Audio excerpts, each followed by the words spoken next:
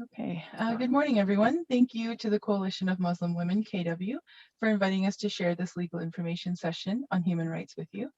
I'm joined by my colleagues, Joanna Mullen, Emily Chan, and Kristen Thompson, who will be presenting on how to confront the situations of discrimination within work settings, school settings, and in housing. The session will also provide information on how to file a complaint with the Ontario Human Rights Tribunal. Our first presenter, Joanna Mullen, is a staff lawyer at Waterloo Region Community Legal Services. Joanna advocates for workers serving the communities of Waterloo Region, Guelph and Wellington County, and Grey Bruce counties. Since articling in the community legal clinic system, she has committed her career to serving the most vulnerable workers and pushing for greater legislative protections in the workplace. Our second presenter, Emily Chan, is a staff lawyer from our fellow community legal clinic, Justice for Children and Youth in Toronto, where she also takes part in litigation and community development. In the community development role, Emily participates in a variety of community initiatives, facilitates legal education presentations in schools and other settings for youth and for frontline staff who work with youth.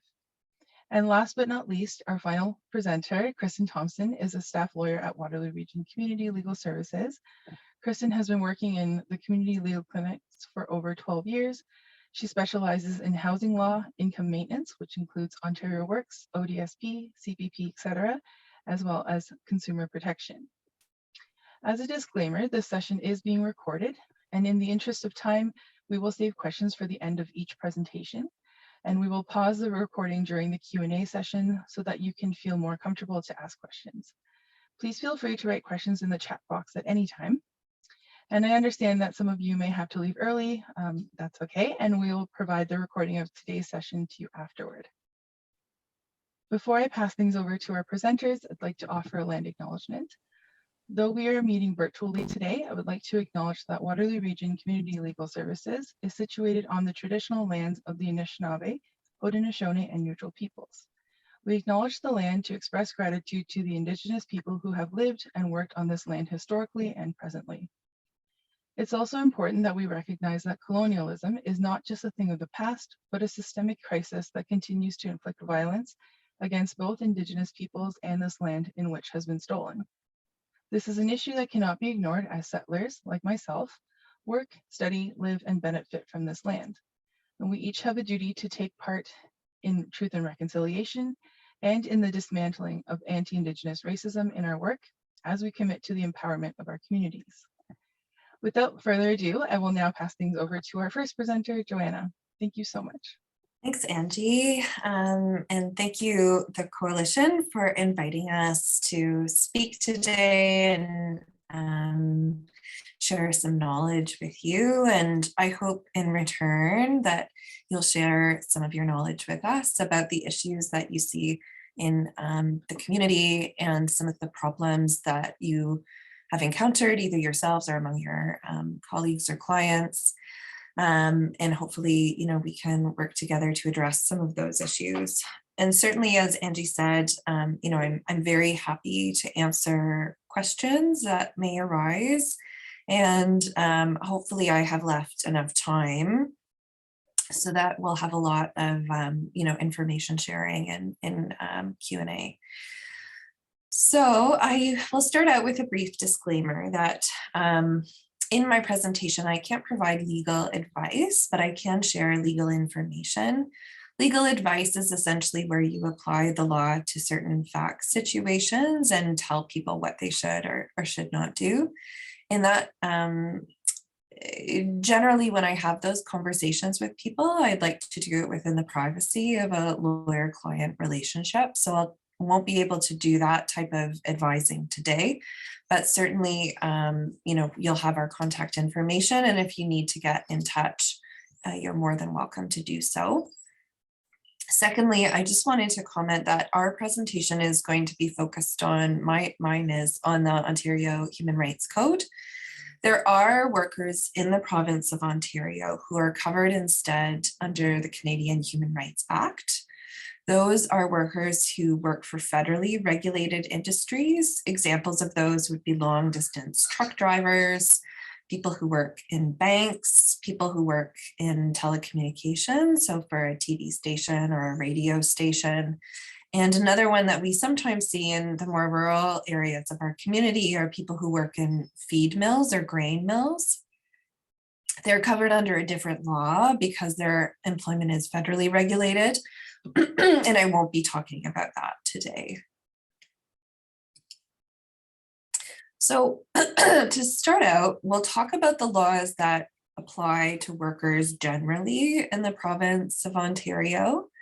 So we have the Employment Standards Act, which sets out basic rights for workers. That's where you find things like minimum wage rates, the hours of work that a worker is supposed to work within, not exceeding certain limits, where we see entitlements to things like vacation pay, vacation time, or overtime pay.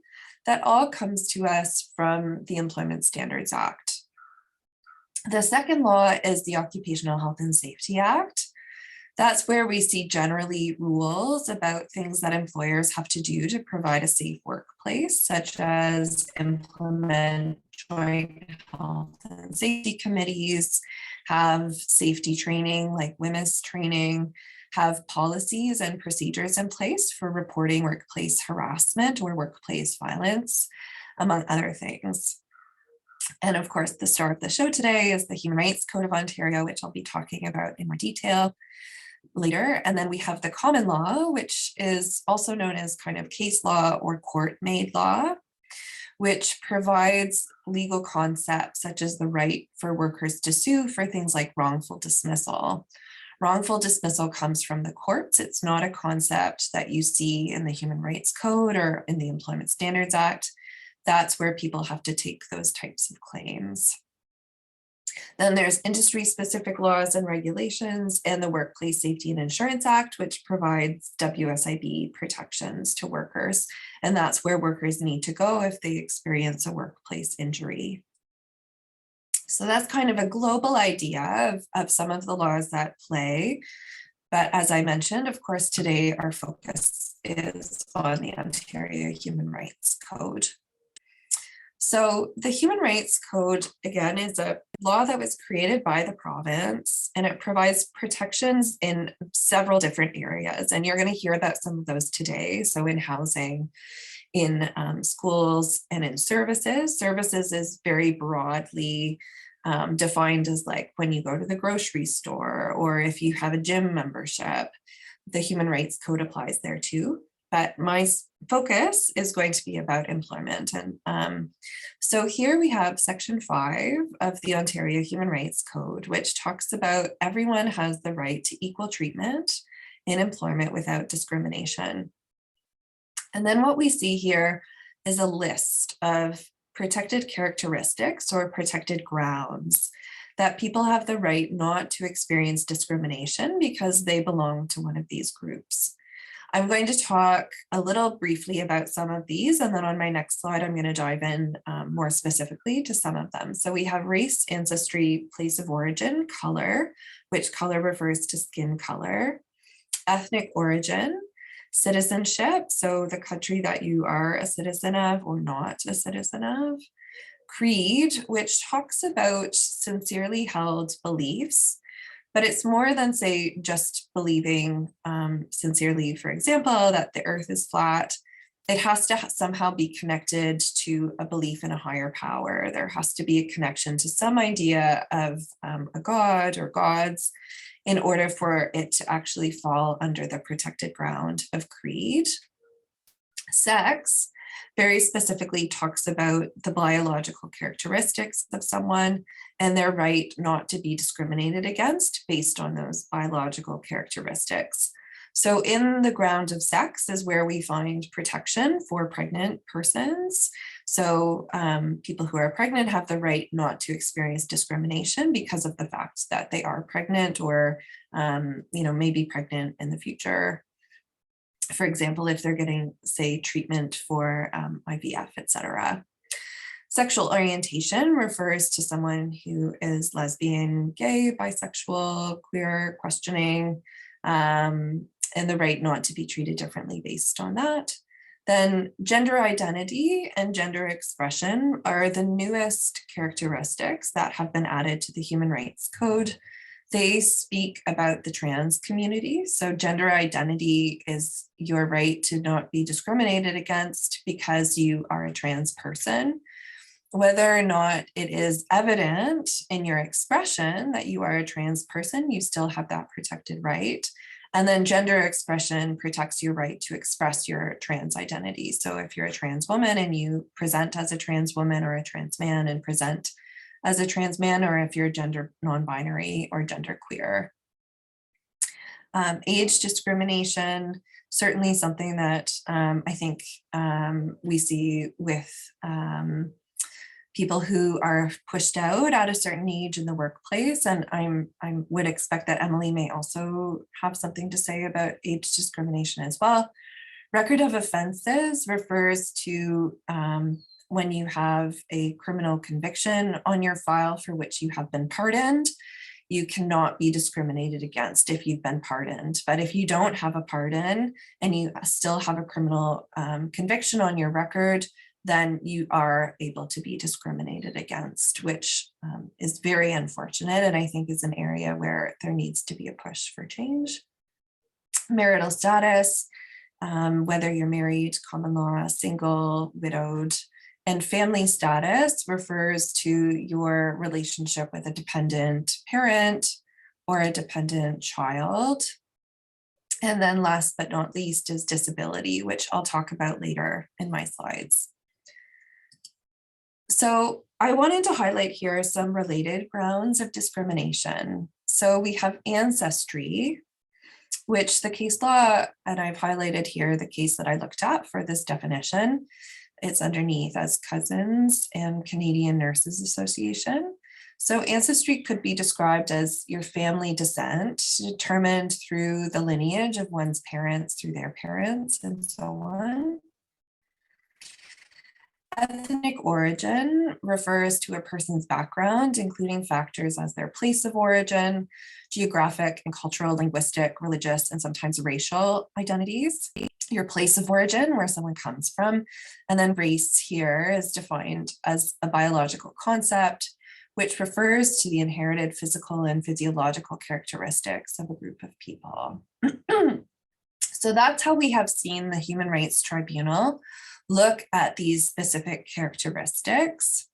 The Human Rights Tribunal, as you may know, is a body whose job it is to hear cases that arise out of the Human Rights Code and make decisions about whether or not discrimination has occurred. So as I go through my slides, I'll be referring to information that has come from the Human Rights Tribunal and from decisions that they've made about the code. Okay, so discrimination. What is it? It can be direct or indirect. A very obvious example of direct discrimination would be, having a water fountain with a sign that says whites only. That's a very obvious and I think well-known example of what direct discrimination looks like.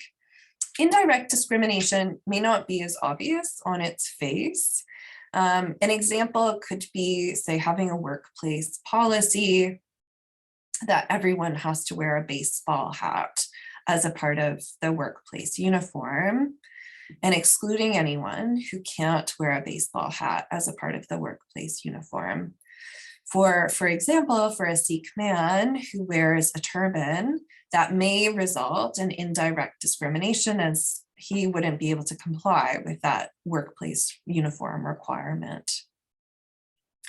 What the Human Rights Tribunal has also said about discrimination is that intention is not relevant.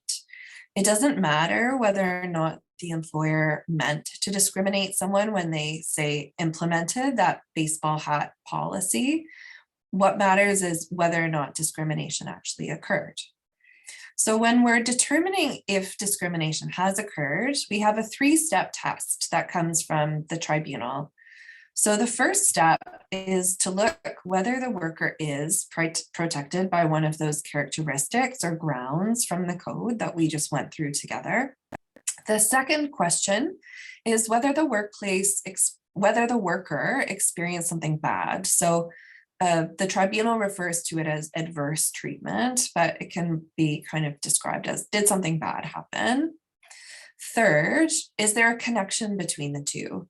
So is this something bad that happened? For example, the Sikh man doesn't get hired for the job, connected to the protected characteristic. And here the protected characteristic could be creed, as to why the worker experienced discrimination. We call that third step the nexus, but generally the idea is, can you connect the two? Is there enough evidence about what happened to show that there is a connection between the bad thing and the protected characteristic? So here I have some examples of discrimination. And you can either, provide some commentary by unmuting yourself, or you're welcome to maybe put some answers in the chat. But I have the first example. So a worker applies for a position where there is a requirement to speak English fluently. She speaks English fluently, but isn't hired for the job, and later learns essentially it was because of her accent. Would this amount to discrimination? Yes or no?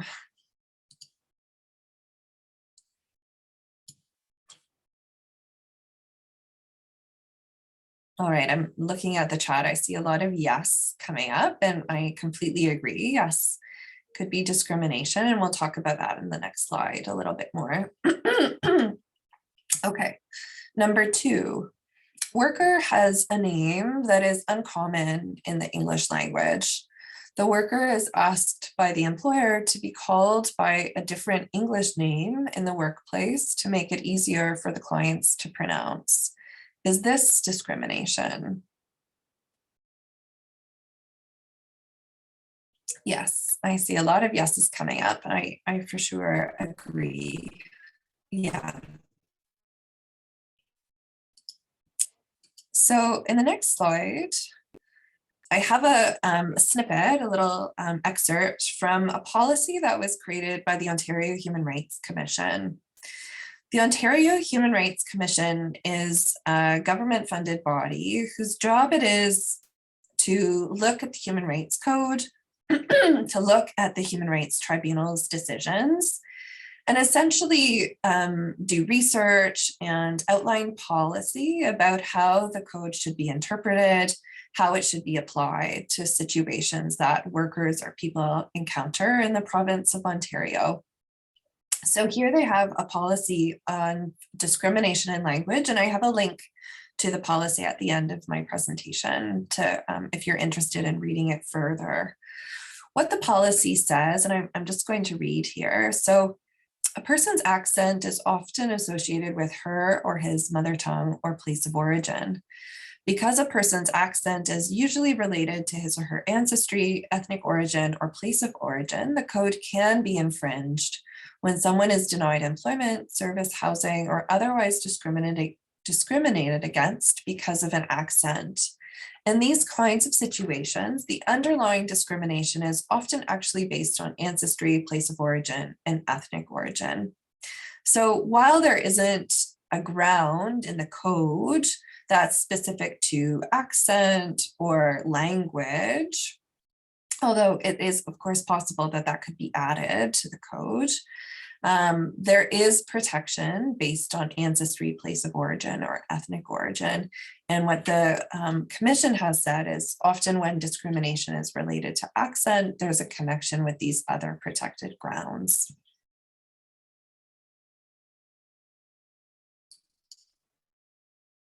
And obviously the same could be said as well about a person's name and the right to be called by your name in the workplace. So moving on, I see a question in the chat. So it talks about how do you prove something? So I completely agree with you, Mifra, that often the challenge with discrimination cases is figuring out, is there enough here to go forward? Oftentimes the question is not whether or not it was discrimination, because we know that discrimination is prevalent in our society. It happens all the time. But the challenge is that to succeed in a case at the Human Rights Tribunal, and I'll talk a bit more about that process later in my presentation, you have to be able to prove your case on a balance of probabilities. That's the legal test that applies in civil cases, which is what a tribunal case essentially is. And how I describe a balance of probabilities is all things being equal, whose version of the story is more likely to be true? Is it the worker's side of the story or is it the employer's side of the story? And the more evidence and the more facts that are in your favor help to weigh the scales to show that your side of the story is more likely to be true. But it's very difficult, especially when we're talking about race-based discrimination. Those cases are very hard to succeed with because oftentimes employers or managers are careful enough not to be outwardly blatant about being racist in the workplace. But that doesn't mean that if you look at all of the facts taken together, that there isn't racism happening. So part of what my job is as a lawyer is to sift through everything and to figure out, is there enough here that we could be successful? Because of course, I don't want to give my clients false hope. I don't want to waste their time because a human rights tribunal process can take a very long time to go through. And it's not easy, right? Like it's very stressful. It's very emotional. It's a hard process. And so sometimes the reality is that there might not be enough there, and that that the decision might just have to be to let it go or move on.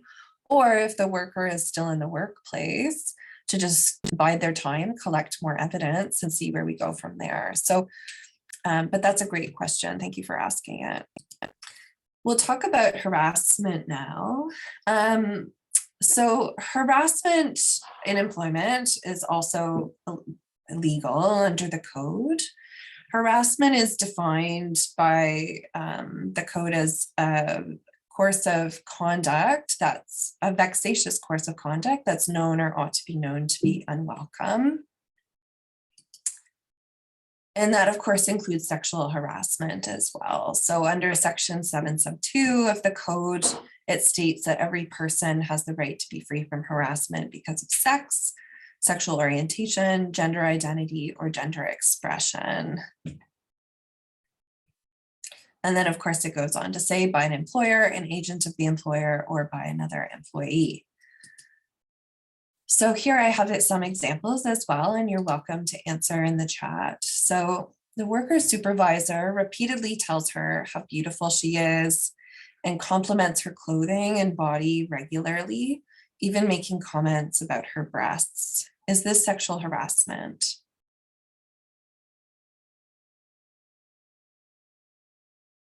Yes, definitely. This is definitely sexual harassment. And question 2, a coworker makes several comments to the worker that they should go back to where she came from and that she isn't welcome here. Is this a form of harassment?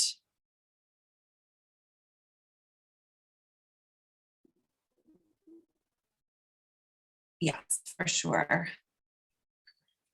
I see that Maureen has a question about the first example. Go ahead, please. Can I just speak it here because it's kind of long? Yeah, that's fine. Just wondering if in an environment where the genders are, it's a one, how do I say this? It's a uniform gender, like it's a unisex environment where it's all women or it's all men. Is that also sexual harassment if someone says, oh, you look beautiful in that dress, or I really love how your body looks in that dress, or something like that? Yeah, I mean, I would say that yes, it doesn't matter if it's, towards the same sex. The idea is that sexual harassment is a course of comment or conduct that should be known or ought to be known to be unwelcome. So the issue, I think, would become demonstrating that whatever this supervisor is doing, that it's the type of conduct that should be known to be unwelcome.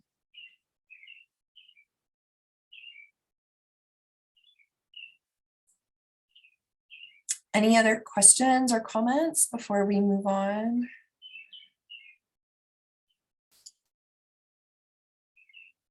All right. So the challenge is, even though sexual harassment is illegal, and that includes actions by another employee, harassment is also illegal based on the actions of another employee. The difficulty is with harassment claims in the workplace that employers are not legally liable for the actions of their employees.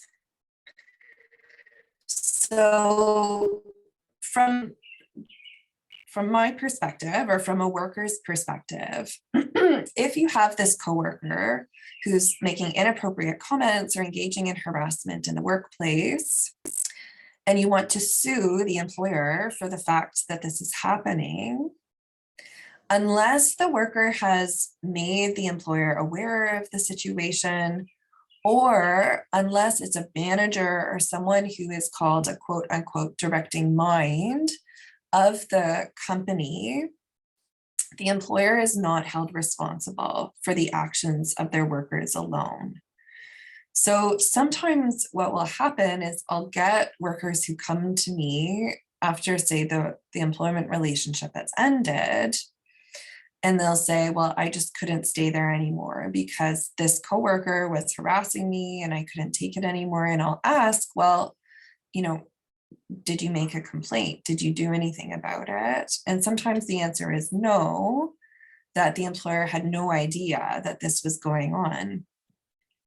And so from a financial perspective, yes, it's possible that the worker could sue the coworker at the Human Rights Tribunal for discrimination, but they might not be able to get very much money from them, especially if it's someone who's making, you know, barely above minimum wage.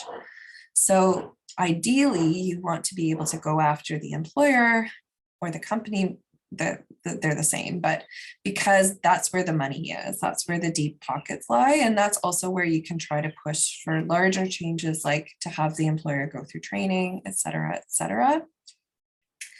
So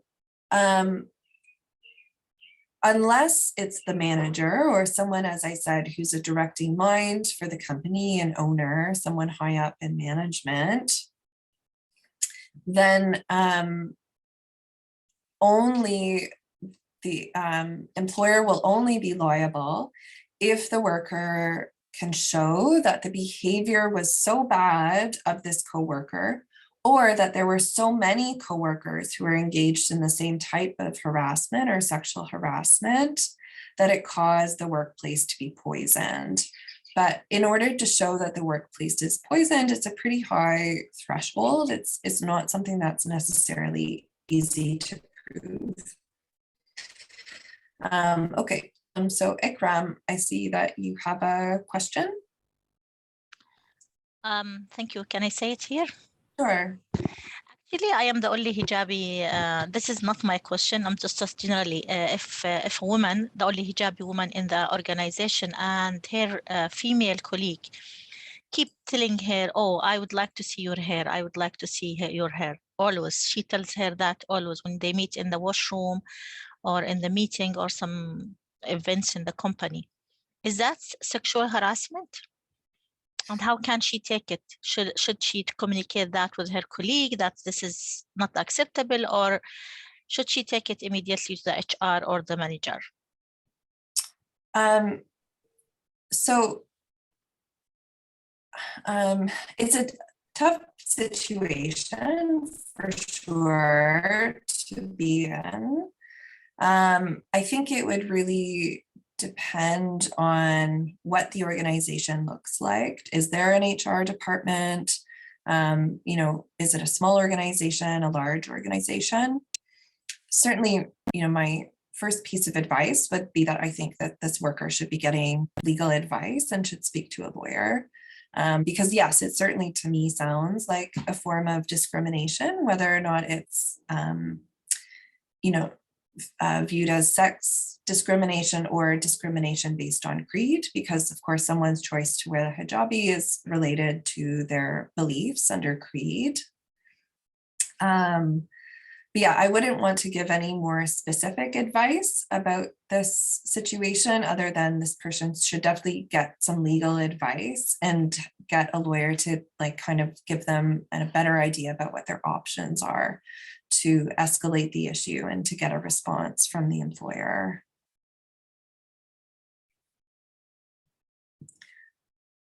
So, and this may actually be a good segue into my next slide. Okay, so we talked about employers generally are not liable for the actions of their workers. But of course, you know, what should workers do then if they're being harassed in the workplace by a coworker? And generally what the law will require and what the Human Rights Tribunal will be looking for is that they make a complaint to the employer. Ideally, most employers will have policies, as I said, either under the Occupational Health and Safety Act or related to the Human Rights Code to follow if they are being discriminated against in the workplace or experience harassment or sex-based harassment. So under, because of a ruling from the Human Rights Tribunal in a case called Laska, this is the obligation of employers, what they should be doing when they receive a complaint of discrimination in the workplace. So the first thing the tribunal looks at is whether or not the employer has a discrimination harassment policy, a complaint mechanism, and whether there's been training done in the workplace around these types of human rights code issues. And so these are some of the questions that the tribunal will ask the employer or information that they'll want to know about how the employer had already tried to take steps within the workplace prior to getting the complaint to make this process easier for workers and to train workers about their code responsibilities. Sorry. Then once they receive a complaint, does the employer treat it seriously? Do they deal with the matter promptly and sensitively? Do they reasonably investigate and act to resolve the issue? And so this list is for any type of human rights code complaint. It's not specific to sexual harassment complaints or other types of complaints. This is generally when an employer receives any code-based complaint. And then third, the tribunal will look at how the complaint was resolved. Did the employer provide a reasonable resolution in the circumstances? If the person who was experienced the discrimination returns to the workplace, could the employer provide them with a healthy discrimination-free work environment? And did it communicate its findings and actions to the complainant? If the employer has breached or has not followed some of these steps, it could give rise to liability against the employer themselves. So if a worker makes a complaint and the employer does nothing, then that in itself could be a reason that then the employer would be legally on the hook for their failure to address the harassment. So now I have some slides about the duty to accommodate. So one of the most common reasons why we see workers come to us is because they have a disability that requires accommodation in the workplace. I'm mindful of the fact that it's already 10:37, so I'm just going to actually go through this rather quickly because I know we want to spend some time looking at the tribunal forms itself for filing a complaint. So what the code says is that if you have a disability, an employer has to accommodate that disability up to the point of undue hardship. A disability is defined fairly broadly under the Human Rights Code as a medical condition that causes you to have limitations or restrictions. It's pretty broad and pretty inclusive, but it doesn't include temporary conditions such as the common cold. Those types of issues have been ruled as being not a disability. So once an employer becomes aware that a worker has a disability, it triggers the accommodation process, and they have to inquire into a worker's accommodation needs. So the worker has to provide to the employer information about what their accommodations are. So what limitations and restrictions they experience, whether they can perform the essential duties of their position with or without modification, and then the types of accommodations or modifications they may require to perform their essential duties. They also need to advise the employer about the prognosis, about how long these limitations may last. So it's important for workers to know that they are obligated to provide this information to the employer, and that if they fail to provide it or provide insufficient information, it could lead the employer to determine that the worker has abandoned their job or to terminate them, and there may not be any recourse available for a worker. This also means that if a worker is on a medical leave of absence, they have to provide information to their employer about their prognosis and recovery. Once the employer receives this information, they have to accept it in good faith. They have to keep their request confidential, if there's costs associated with getting these medical reports, they have to pay for them, and then implement accommodation in the timely manner. So I'm just going to breeze through these. So if there is a breach of their obligations under the code, a worker can go to the Human Rights Tribunal to get redress. The tribunal has the ability to award financial compensation, as well as other non-monetary remedies or public interest remedies, such as requiring the employer to undergo training or post code cards in the workplace. It's important to note that there's a very firm one-year deadline, though. So workers have to file a claim within a year of the last incident of discrimination. So here's the additional resources, which I'll be happy to share with you when this is over. And now I'm going to stop the share and I'm going to pull up the code.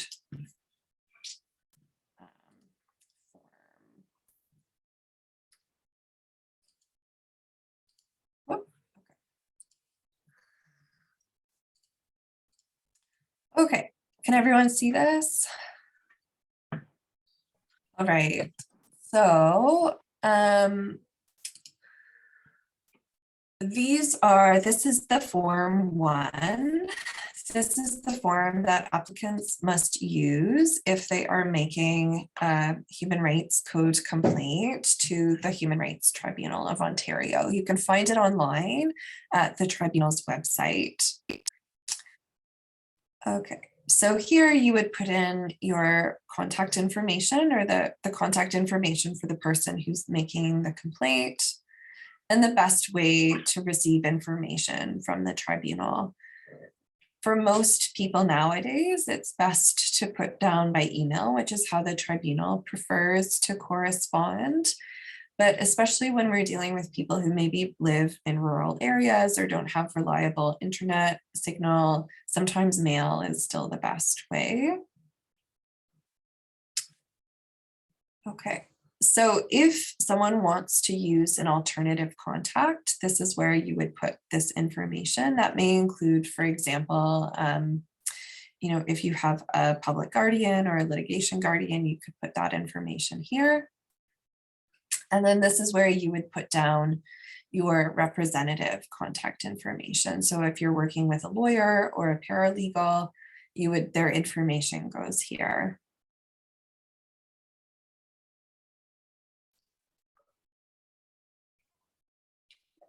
So the respondent is what you call the person that this claim is against.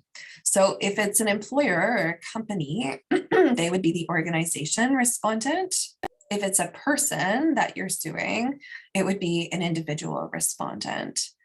Usually, if it's a workplace complaint, you would be suing an organization. You'd be suing the corporation for which you worked when the discrimination occurred.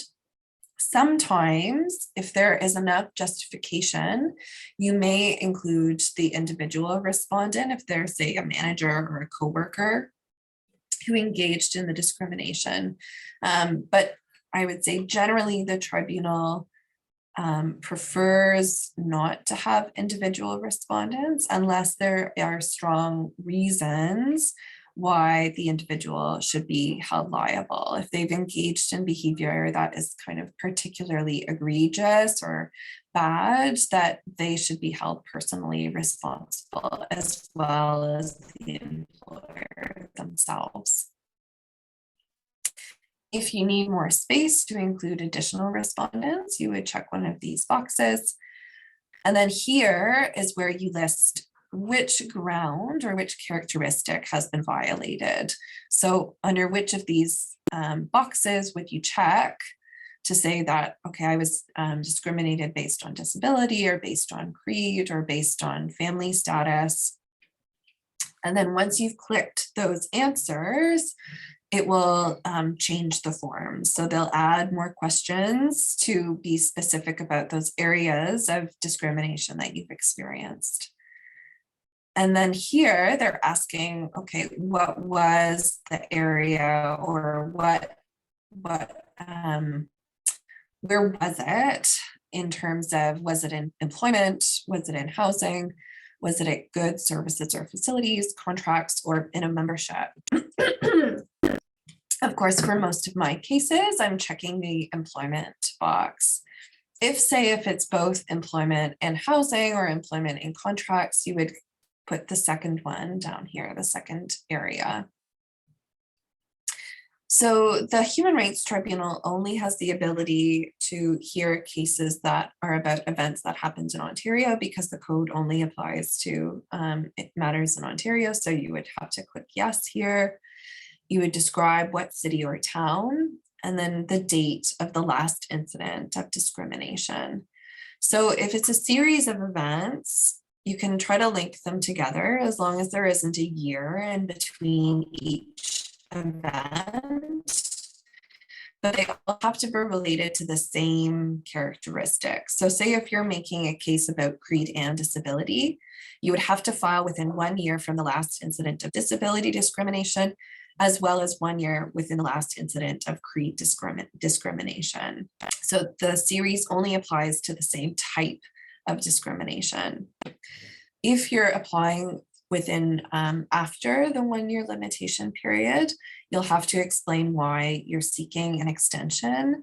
And certainly in that situation, I would definitely be recommending legal advice, because the Human Rights Tribunal very rarely grants extensions, and only with, I think, very significant facts to support why that extension should be granted. So here they're asking in box 8 for more information about what happened. I usually, in my applications that I file, I attach a separate Word document where I set out in numbered paragraphs the who, what, where, and when of it all. Because this box is obviously not very large, and usually there's a lot of facts that go into these types of complaints. Then they want to know about how the events described you. So how did the discrimination impact you? And they ask about your finances, your social interactions, emotional or mental health, or any other. And then here they want to know what is the remedy you're asking for. What do you want the tribunal to do? Normally, one of the most common remedies is financial compensation. An example of financial compensation is general damages for injury to dignity, feeling, and self-respect. Excuse me, which is like a pain and suffering award for the fact that you've been discriminated against. But the tribunal can also award compensation like lost earnings if you experienced a discriminatory termination. If for some reason the discrimination prevented you from accessing employment insurance benefits, you could ask for that as well.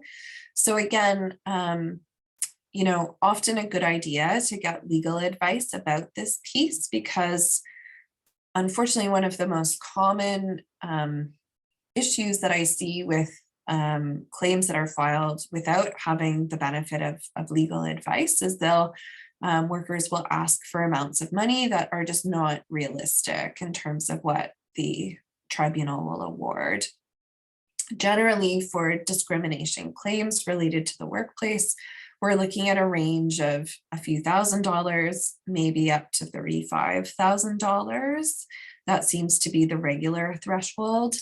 And then we only see like 6-figure awards if we're talking about really egregious incidents of sex-based harassment, sexual assault. Those types of issues are where you get the large awards, but they're very few and far in between, and you have to have very strong facts. So non-monetary remedies, these ones are not often awarded, but sometimes they can be things like reinstatement. A worker could seek to go back to the workplace. And then a remedy for future compliance is a public interest remedy where you could ask the tribunal to do training and have the employer do training in the workplace around code issues, or put up code cards which set out essentially the right to be free from discrimination, and to post those around the workplace so all of the workers know. So you have the option to engage in a mediation session before the case would go to a hearing. A member of the tribunal is assigned to mediate. Now, in order for a mediation to happen, both parties would have to agree to it, or everyone who's involved in the dispute would have to agree to it. But more often than not, even if you don't check the box here that yes, you agree to mediation, the tribunal will probably call you and they'll tell you you should mediate.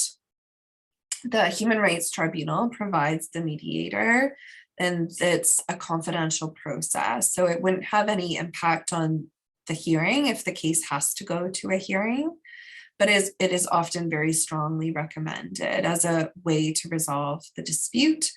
And I would say the majority of the cases that go in front of the Human Rights Tribunal are resolved by mediation. One reason that certainly we recommend mediation is that right now there is a backlog of approximately 9,000 cases at the Human Rights Tribunal. This is very unfortunate and is kind of the result of a multitude of factors, including the global health pandemic. But generally what I tell workers is that if you were to file a case at the tribunal tomorrow, you may have a hearing date potentially 4 years from now. I have cases that I filed all the way back in 2018 that we still don't have a hearing date for. So it has resulted in a huge access to justice issue that is being faced at the tribunal. Mediation dates seem to be coming more quickly than hearing dates. So one reason to agree to mediation is because it may be a way to resolve your claim faster without then having to join this enormous queue for a trial date, which may not be for several years down the road. Now, the Human Rights Tribunal will want to know if there are other complaints that have been filed or other types of legal issues that have been filed related to the same matter. And so they want to know here if there's been a court action, if a complaint was filed with the Ontario Rights Commission, or if there's another type of legal proceeding in progress. So whether it's a union grievance, a claim before another tribunal or agency, such as the the Ministry of Labor, or something else. And so normally, if there is another legal process that's ongoing, the tribunal will defer this process, the Human Rights Tribunal process, until this other matter has resolved. And the reason why they may do that is because if the tribunal feels that this other process has adequately resolved the issues, they could dismiss the tribunal matter and say, nope, this other hearing, this other legal process, address the crux of the issue that's before the tribunal.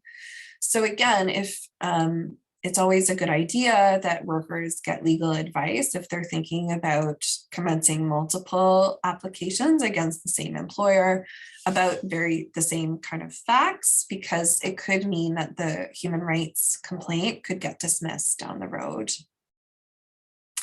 And then here they want to know if there was another process, but it's already completed. All right, so in this box, they're asking for information about your claim. So do you have documents that support kind of your version of what happened? And does the other side, the respondent, have documents that relate to what happened? So maybe the employer had a third-party investigator come in and do an investigation and they have a copy of the report, but you've never seen the report. That would be something that you would put here as to why you would want a copy of it. If a third party or another organization may have documents that relate to your case, you could list them here as well. In this box, you put any witnesses who would be able to support your version about what happened.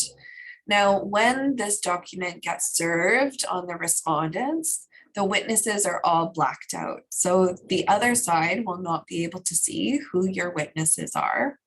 But if mediation is unsuccessful and it does have to proceed to a hearing, at that point, you would have to exchange witness lists and they would become aware of who your witnesses are. In this box here, it asks if there's any other important information the tribunal should know. And then here they ask you to provide any additional documents that relate to other proceedings that have arisen from this claim. So here's a box where you could either sign, or if you're filing electronically, you would check this box here and write the date in this above box to show the date that you filed your application. And you can either send it in by email, which is recommended, or you can send it in by fax. And I believe there is also a way to send it just online through a portal where you would submit it to the Human Rights Tribunal. Okay, so that was like a very quick run through of the forms. And I see I have a few questions here. So one is from Fauzia, who asks, how long does it take for the tribunal to respond to a human rights complaint? So I think I've covered that. And the answer is, in order for it to like actually be determined and have something final happen, we're looking at many, many years. An example of family status and marital status discrimination. So family status, as I mentioned, relates to your obligations or the relationship between parents and children. So it could be that you are a parent of young dependent children, or it could be that you are a child of dependent older parents who have maybe health needs that require accommodation. So sometimes that may mean, for example, we saw during the pandemic when schools and daycares would be closed, that employers would have to accommodate the fact that some of their workers needed to work from home or needed to take a leave of absence so that they could be with their children while they were out of school or daycare. Marital status discrimination, that's actually not one that I often see come up in my practice, but it could be, I don't know, say like if a worker is in the process of getting divorced and something adverse happens to them because the employer finds out that they're getting a divorce, that could be a form of potentially marital status discrimination. And here I have a question from Ifra. So is there any push to streamline the processing or to expedite the process? Certainly, I would say that there are groups who are trying to resolve this backlog issue. There's a group called Tribunal Watch Ontario that is made of citizens who are very concerned about what's happening in the Ontario tribunal system. Certainly is something that I would recommend people talking to their MPPs about, to raise it as an issue in our upcoming election, because it's a huge access to justice issue. And it's a huge barrier because people who go to the Human Rights Tribunal have experienced something very serious. Discrimination is a very serious problem in our society, and that deserves a swift and equitable resolution. But when you have a backlog of 9,000 cases, that's not happening, right? And it essentially allows discrimination to go unchecked and unfettered without these cases being heard, without decisions being made or remedies being offered to right these wrongs. So yeah, it should be something that is more discussed and is more that people should be more aware of. Yeah, so Emily raises that another marital status issue would be common law versus married and discrimination based around that. So I'm gonna wrap up now. I'm glad that I managed to do everything in an hour, and now I'm going to pass the floor over.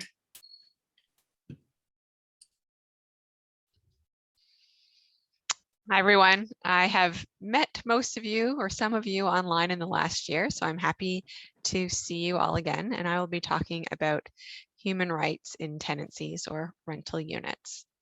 Let me just pull up my screen.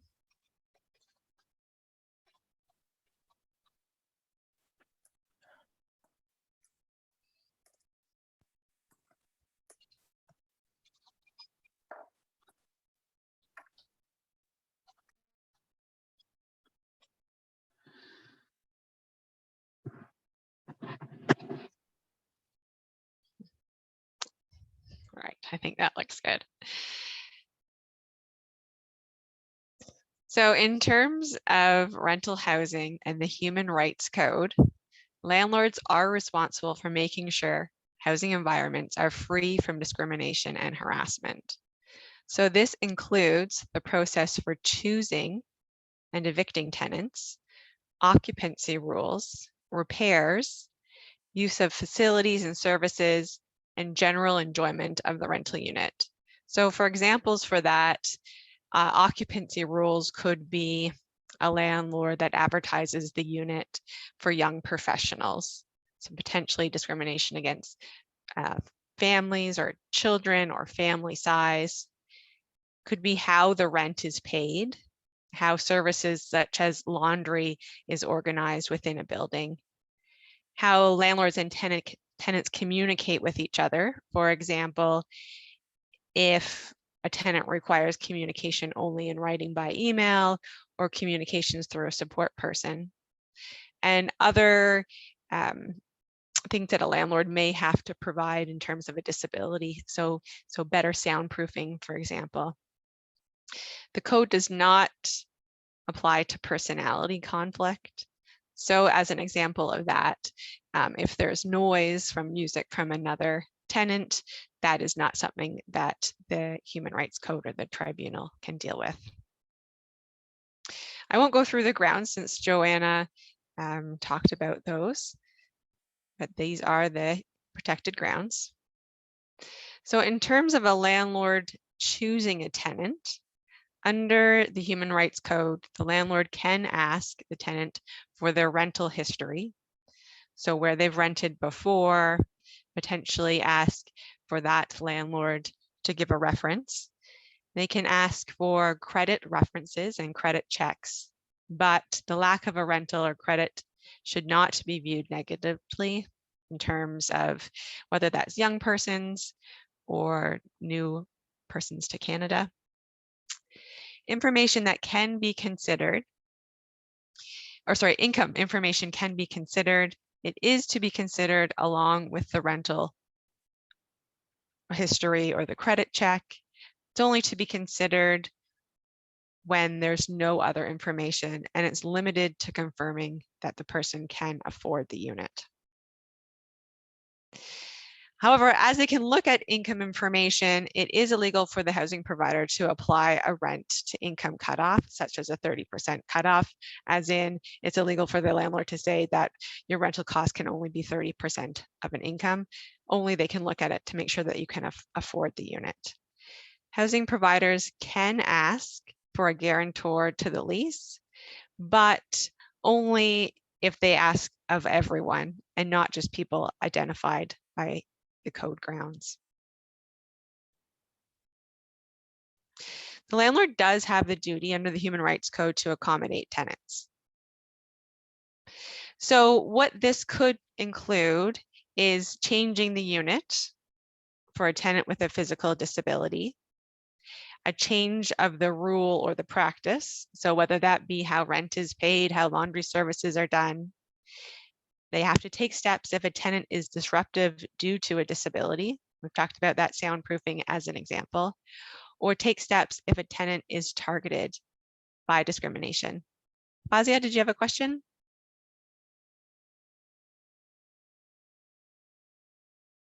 About not being able to ask the question for half an hour, 30 minutes, right? So my first thing was about the previous slide where you talk about personality conflicts are not covered. If you can go back to that, the slide before. Yeah, let's see if I can get back. I just want to read the full sentence there. So, code does not apply to personality conflicts unrelated to code grounds.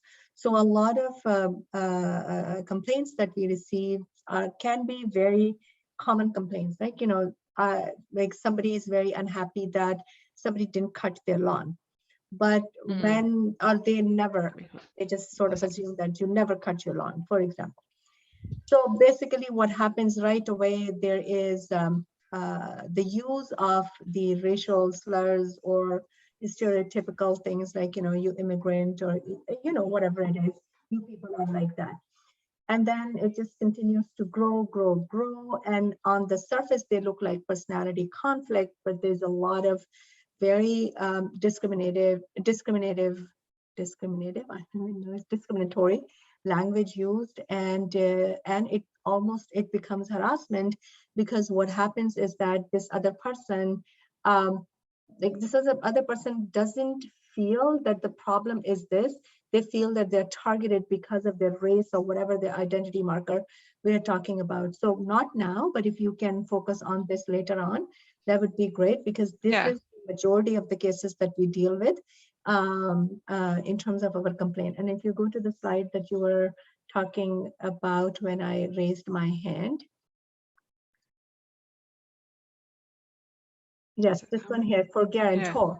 So for guarantor, does it have to be a blanket thing that everybody in a housing providers policy that everybody has to have a guarantor, or can they have conditions? For example, they can have conditions like if someone is not meeting whatever their cutoff is in terms of their credit check and things like that, then if they bring a guarantor, could they make it conditional?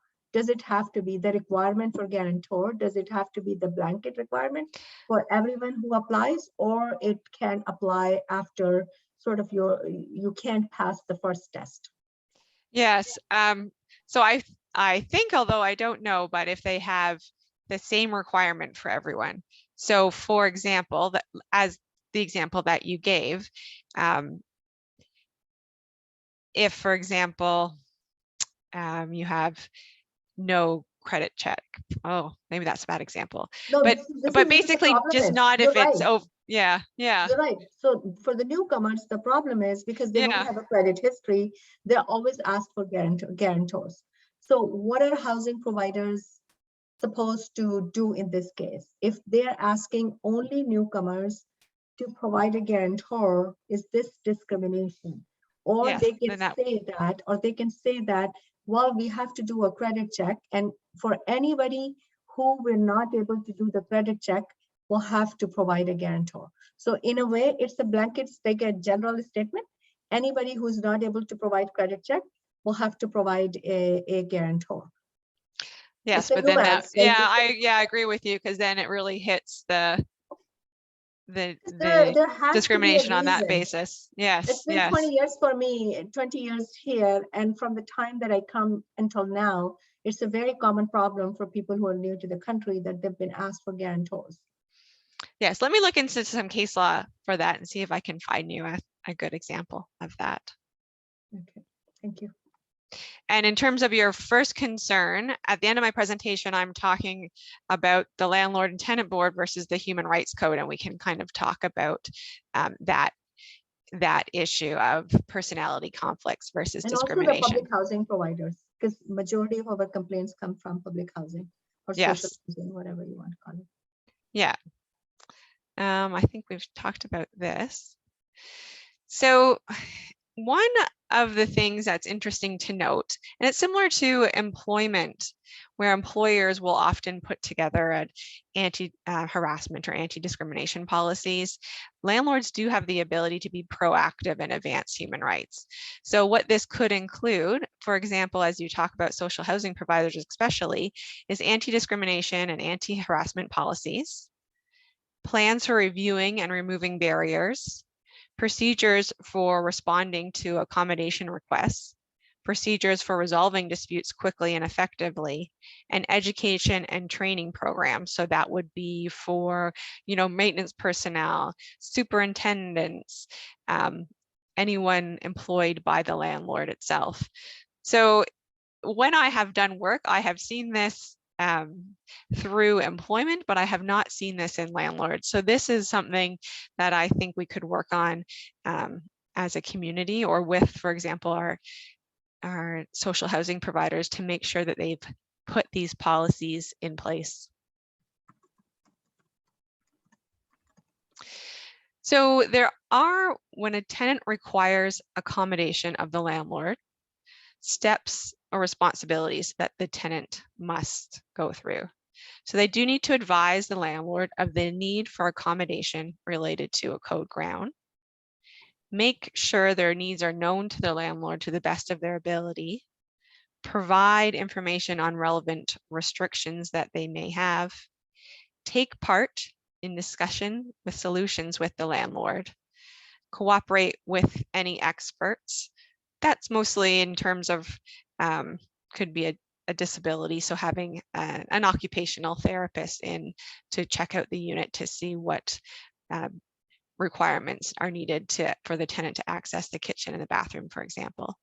Work with the landlord on an ongoing basis and advise the landlord of difficulties you're experiencing with arranged accommodation.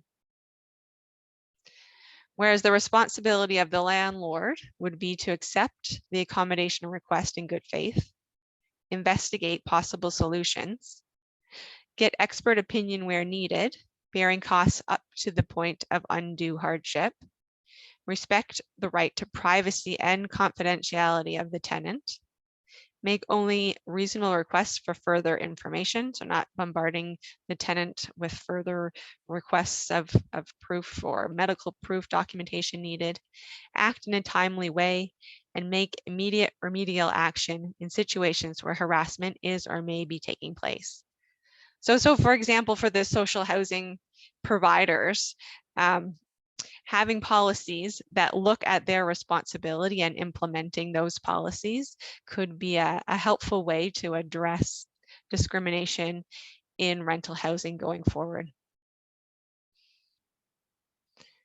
So Joanna has talked about filing a human rights complaint, but I do want to make sure that you're aware of the Human Rights Commission itself, where they can take requests for public education. So that might be something where tenants and landlords work together with the commission, perhaps to develop policies as well or get that education. So I think it's important to kind of look at the Human Rights Tribunal versus the Residential Tenancies Act in terms of where tenants can take claims to and where it might be best to pursue the issue. So in terms of the Human Rights Tribunal, so they are limited to claims of discrimination and harassment on those code protected grounds, whereas a tenant can take a case to the Landlord and Tenant Board against the landlord, not against other tenants, but their claim can also include maintenance, unlawful charges, and substantial interference with the reasonable enjoyment. So whereas the discussion before was questions about, the lawn and whether that's discrimination, if you're unable to prove that, but you're able to prove substantial interference with your reasonable enjoyment, what that might look like is you advise the landlord of the issues that you're having with another tenant. The landlord has the responsibility to ensure your reasonable enjoyment, which includes taking steps to ensure that other tenants are not interfering with your reasonable enjoyment. So that's the possibility of taking those types of claims to the landlord and tenant board if the landlord is not ensuring that you're able to enjoy your unit if you're being interfered with by another tenant.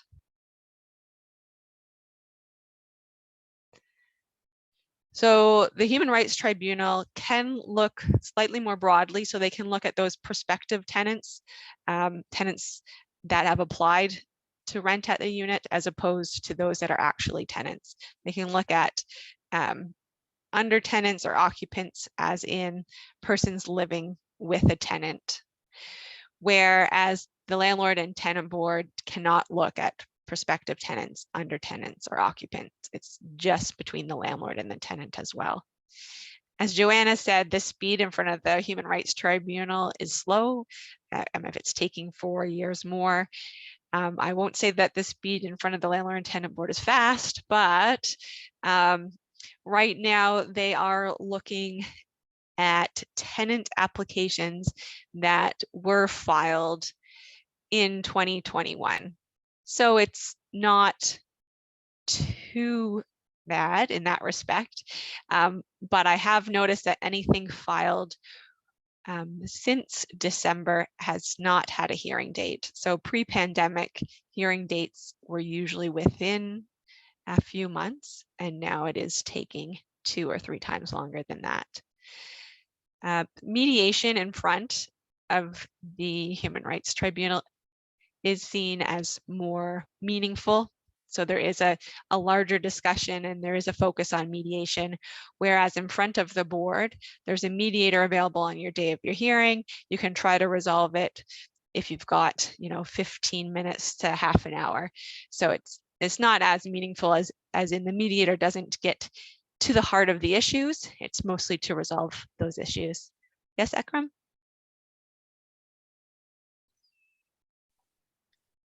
Sorry, I just have a question about if something happened, a harassment or discrimination act, while the tenant is in the unit, within how long they should file the complaint? Say if they leave the unit and then after 1 year they decide to file a complaint, can they do that, or has it to be in a certain time frame, the complaint? So there is a 1-year limitation in front of the landlord and tenant board, but former tenants can file in front of the landlord and tenant board. So if you've moved out of the unit, but the incident took place within the last year, then you could still file against a previous landlord. So within only 1 year? So 2 years, no? No, not within 2 years. That's right, within 1 year. Awesome, thank you.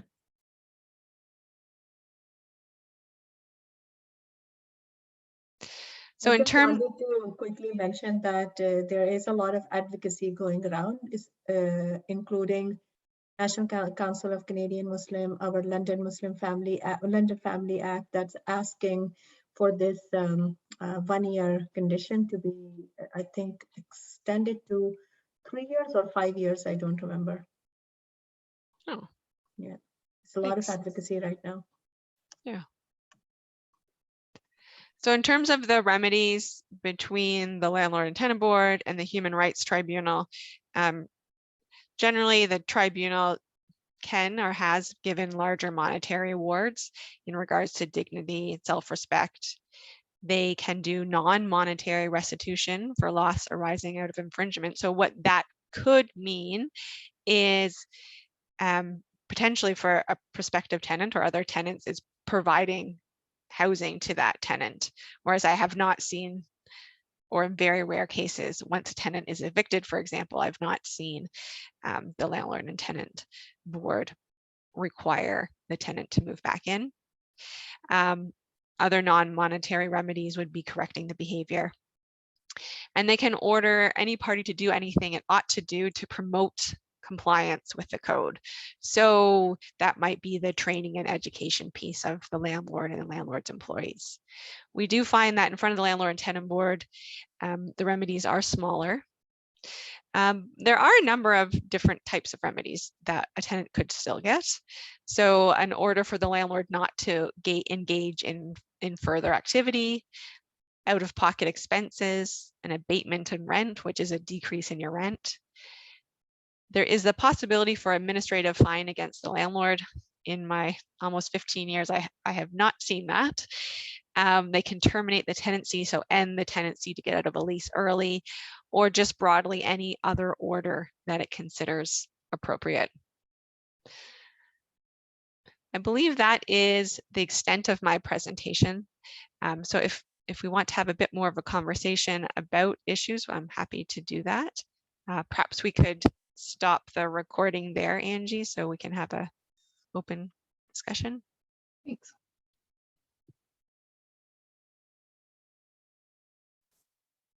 Hey, hi everyone. Thank you for the invitation today. So as already covered by the others, I'm not going to be speaking a lot about the specific Human Rights Tribunal processes. Instead, I'm going to be covering it from a different angle of the education setting, much like Kristen just covered the housing setting. So quickly, when I'm talking about schools and education system, I'm talking about publicly funded schools. So that's the context of today. I'm going to do a really brief introduction to our clinic itself. There was a question previously about how to access services, so I will add that to my presentation. And then I wanted to talk, there's a lot in this slide deck, so I'll tell you that right now, it's too much to cover, but what I wanted to do was to be able to provide you with a lot of content and kind of resources. This PowerPoint will be made available to you. And then, so then that's why I put so much content in here, so you would have access to that information.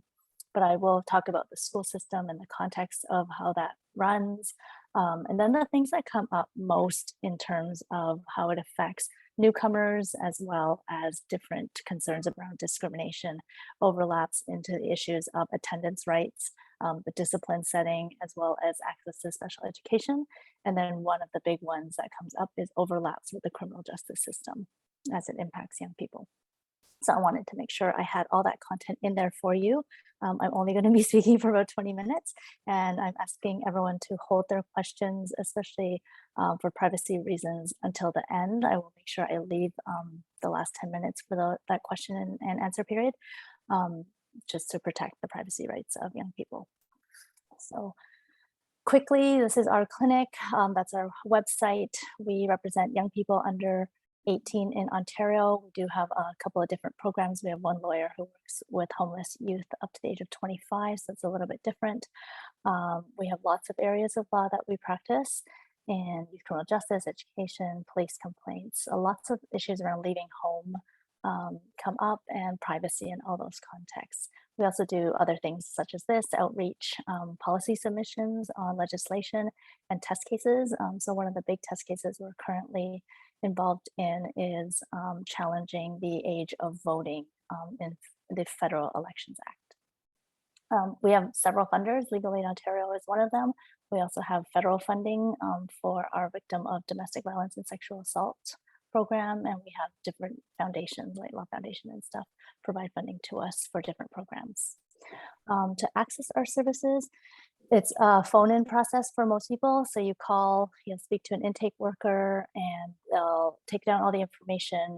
If it's an appropriate call for a lawyer to speak to someone, they'll set up an appointment right away. So we give 30 minutes of summary legal advice to every person who calls us, if it fits our criteria of what we do. And then we do have some limited capacity to give some advice to parents with younger children. And the best way to do that is to call, talk to intake worker, and make that appointment. A lot of people want to contact whoever they're listening to when we do these outreach activities directly, but the challenge with that is we're often out of the office for other reasons, or we're tied up in other court proceedings. And so, for example, I was out of the office most of last week. If you had called or emailed me, you would not be getting a response in a timely fashion. So that's part of why we do that. The UN Convention on the Rights of the Child grounds our work. It recognizes the vulnerabilities of children specifically based on their age, capacity, and it's really important to us as well. I want to flag that last week was the UN committee was reviewing Canada's compliance with the UN Convention on the Rights of the Child, and we're just awaiting their report from that. The big one is that it comes up, children are not property, they have human rights, they're inherent, they don't have to earn them. And this is our starting point of all the work that we do. Talking about the school context specifically, so we're talking again, publicly funded elementary, secondary, and Catholic schools. What we're looking at is the Education Act and the regulations. The Ministry of Education also has a number of policy and program memoranda that there's quite a number of them that cover different things happening in the school context. So the example I've given there is developing and implementing equity and inclusive education policies in Ontario schools. The Human Rights Code, which was just covered in terms of the complaints mechanisms. There's also other tribunals that impact the school context, such as Child, Youth, and Family Services Board. They hear appeals from expulsions, for example. And then, of course, the courts systems, applications for civil lawsuits to sue specific people and bodies and organizations. Judicial reviews are something that you can do on administrative matters. So if there's a decision by a principal that you want to appeal, but there's no kind of legal rights set out in the Education Act, then a judicial review to a court is the option there. And then there's other appeals from other levels. So there's lots of different processes involved. I'm going to cover the school system primarily. As previously in the housing context, you saw there's pros and cons of pursuing one over the other. And for specifically for children, the context is that for children, if you're going through a human rights process and that's what you're going to pursue, then years and years down the road, the outcome may be positive for the young person, but years have gone by. So maybe you start it when they're 16 and they're well past, they're out of school by then, they're in university or college, and it doesn't really help them at the time that they most need it. So those are some of the discussions that we have with people to make some decisions on what to pursue. The school system has its own internal processes that a lot of parents are unaware of. So this quickly is some cropped images from a book that we have. It was funded by the Ministry of Education last summer. It's a Special Education in Ontario guide. I have some links to it and I have some more information about it coming up. But what we added at the very beginning after some consultations was parents wanted to know, we don't even know who's who, like where do we start, where do we go to? So we've set up kind of how the hierarchy within the school system starts. Mostly you start with a teacher and then the complaints go up to principals, the superintendent, the director, and the trustees. In the booklet, we kind of explain the roles of each player. So there I've just cut and paste this little section on what a director does versus what a trustee does. And so that's all in this guidebook. And we think it's really important information because many people don't understand how it functions in the school context. Much like in the employment context, most people understand that someone might have a manager, right? For example, well, in the school system, that would be the principal, and the principal is governed by the complaints would go to the superintendent, and then there's these other processes that exist. So I wanted to highlight that for you. There's also in the guidebook some stuff about how parents can get involved, what their roles are. This is just one small piece of it. Every school board must have a parent involvement committee. Each school is required to have a parent council. So not everyone wants to be involved in those things, but at least being aware of them, knowing that you can access those for supports if necessary, or to voice any concerns, they can go to the parent council, and even if you can't attend all those meetings, you can still flag things for them to address.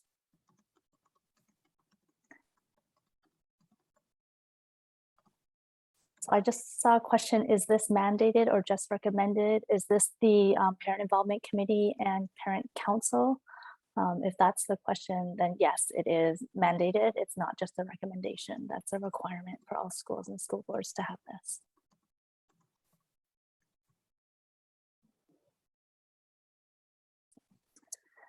Okay, quickly, this affects newcomers as well as people who are moving jurisdictions. It's really important to know that, if you reside in Ontario and you're a resident, you're not just a visitor, then you do have a right to attend public school. A child has a right to attend public school without any fees, but it's not just any school. There is a limitation. So it's about where the student lives and where the parent or legal guardian lives. If the person is 16 and they live on their own, then it's where that student lives. We get a lot of questions about the Ontario student record. It follows the student from school to school. And it'll include things such as report cards, special accommodations, as well as disciplinary history. The question that just came up, do private schools come under this purview or only publicly funded ones? It is only publicly funded ones. Concerns and discrimination and other issues. Sometimes private schools have their own systems in place for that, mechanisms for that, but they are not required to follow these rules specifically. They are bound by the Human Rights Code, and then there's other ways to address different kinds of things. But what I'm talking about, for example, the school attendance rights, this is not about private schools. This is only about publicly funded schools.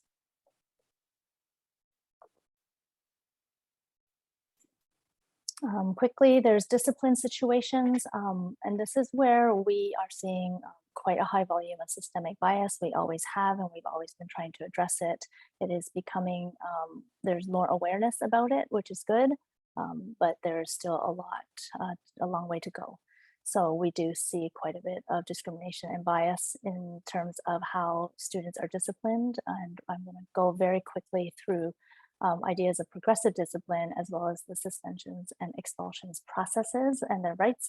But these are the information booklets. This is what they look like. They're on our website. They can be downloaded. We also have a legal rights wiki, and all the content is there. And you can search our website as well. But this is really important because many parents and students who are told they're being suspended or expelled have no idea what that means or where to go or what their rights are. So that's what these two booklets are designed for. Quite quickly is the Education Act does have a list of behaviors that can lead to discipline. The progressive discipline model is really important to understand. So it starts with speaking to the young person about their behavior, modeling good behavior. It could be, detention, extra homework assignments, something to try and address the behavior itself before going to what's called a formal discipline process. So in the formal discipline process, it gets quite complicated. Suspensions pending, expulsions itself, and expulsion can be from the school or all schools of the board, and then there's exclusions. And then there is a PPM, a policy and program memorandum from the ministry on the what progressive discipline means and how to promote student behavior.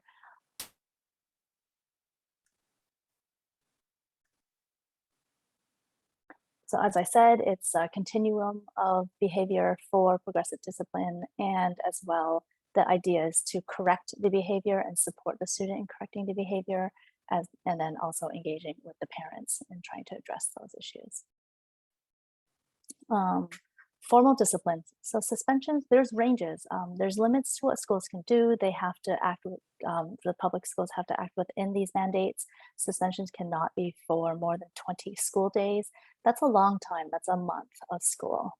And during that, any period of time when it's suspension, some are only 2 days, some are 5 days, so it's shorter.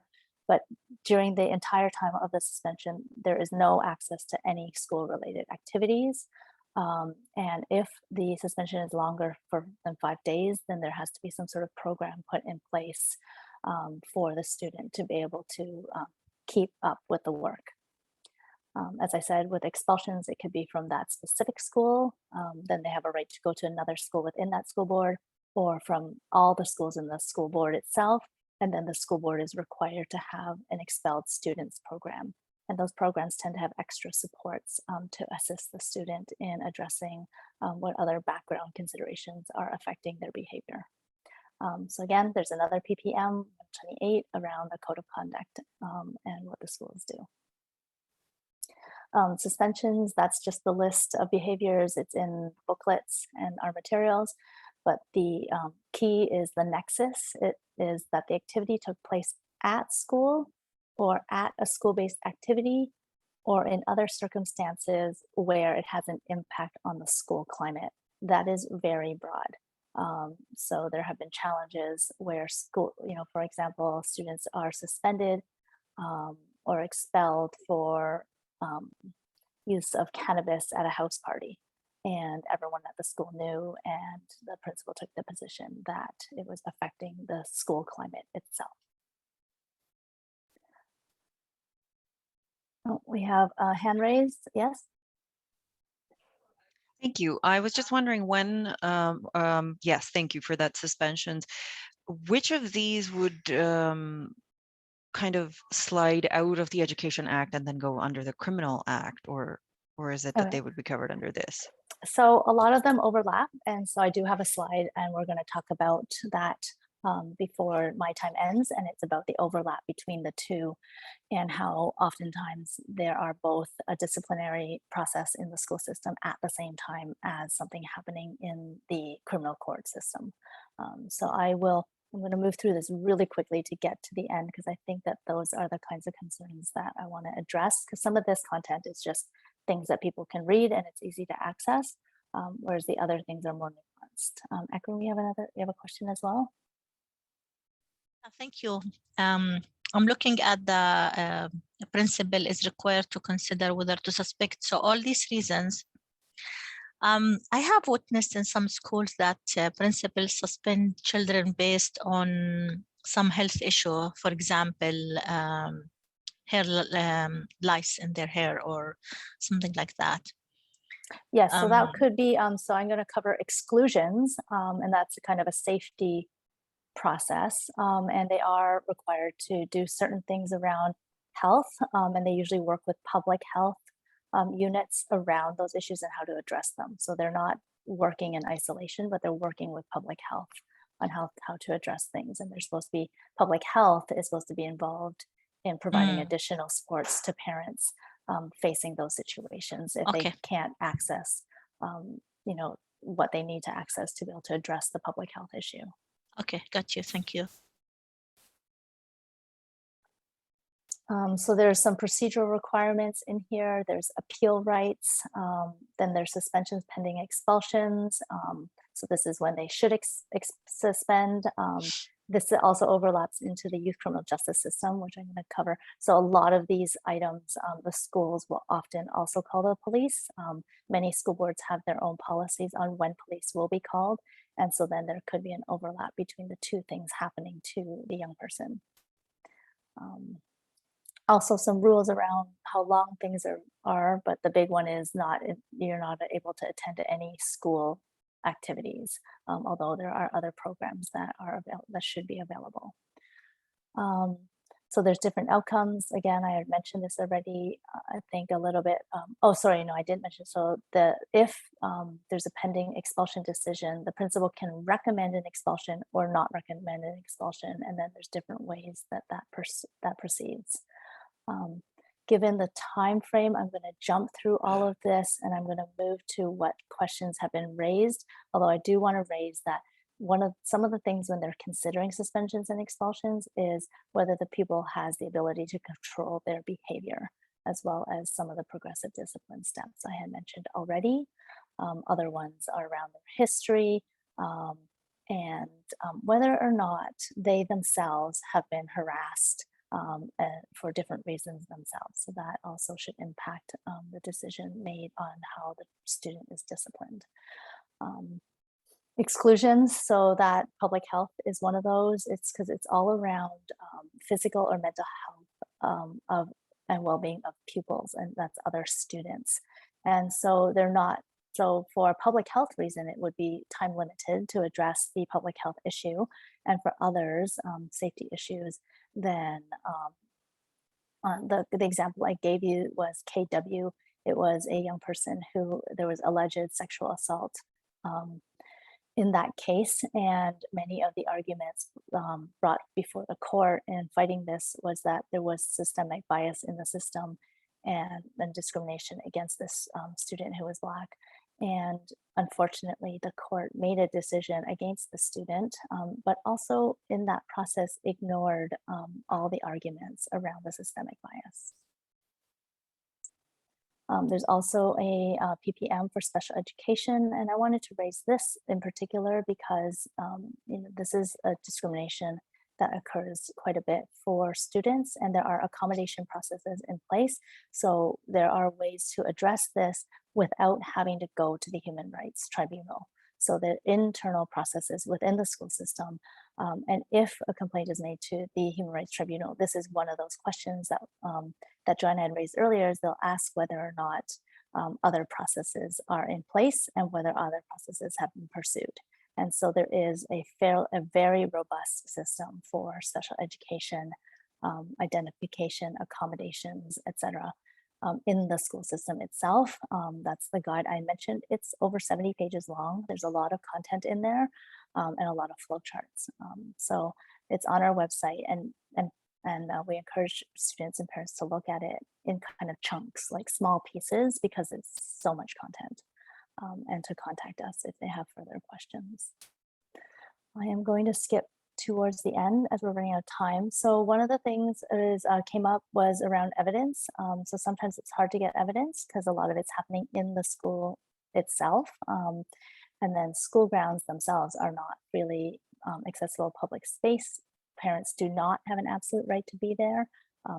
Parents have in the past been banned from school property, especially if they themselves are harassing or threatening school staff.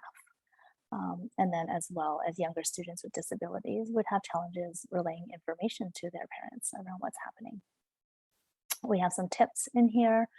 This could be used in many contexts, but building a record, communicating in writing, taking notes, getting a copy of the OSR or having copies and retaining copies, writing down what's happening at home, and then other like documents from other people.